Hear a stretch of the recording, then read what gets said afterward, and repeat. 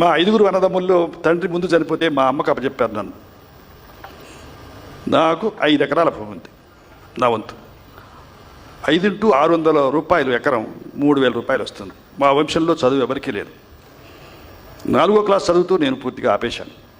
అయితే మా అమ్మ ఆలోచన ఏమిటంటే, 5 ఎకరాలు ఉంటే కొంత తినడానికైనా ఉంటుంది, మన వంశంలో అసలు చదువు లేదు, అందుచేత చదివిస్తే రాదేమో అని అనుమానం ఆమెకు. ఆ కారణంగా నాటకాలలో నేను ఆడకపోయినా అప్పుడప్పుడు గంతులేస్తూ పాటలు పాడుతూ ఉండేవాడిని.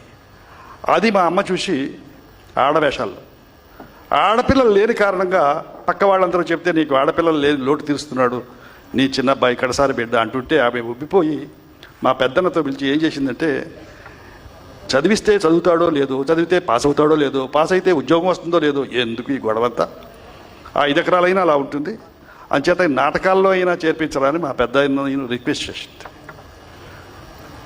మొట్టమొదటి చంద్రమతి వేషం, చిన్న వేషం, పద్యాలు పాటలు నాకు తెలియకుండా రాగాలు పాడాను. అది ఒక రకమైన అదృష్టం. ఎలా అదృష్టం అంటే, నాకు డబ్బుంటే నా 3000 రూపాయలు ఖర్చు పెట్టి BA BCom BSc చదివి ఒక క్లర్క్ ఉద్యోగం చేసి ఆ రామాపురంలో ఈ పాటికి రిటైర్ అయి ఉండేవాడిని. అలా కాకుండా ఈ రోజున మీతో మాట్లాడే సందర్భం నాకు వచ్చిందంటే, మా అమ్మకు వచ్చిన ఆలోచన నా అదృష్టానికి మూల కారణం. తెనాల్లో నాటకం ఆడి గుడివాడ వెళుతుంటే నా పుణ్యం కొద్దీ ఘంటసాల బలరామయ్య గారు కొత్త యాక్టర్స్ని బుక్ చేయడానికి వెళుతున్నారు బందరు. నేను తెనాల నుంచి వస్తున్నాను, ఆయన ఫస్ట్ క్లాస్లో ఉన్నారు. మరి నేను ఆ సమయంలో వారి కంట పడకపోతే, ఇది కూడా అదృష్టంగానే భావిస్తున్నాను, కంట పడకపోతే నేను ఎక్కడో నేను చెప్పినట్లు రిటైర్ అయిపోయి ఉండేవాడిని క్లర్క్ అయి. అది ఒక బలరామయ్య గారి కంటపడ్డం నా అదృష్టం.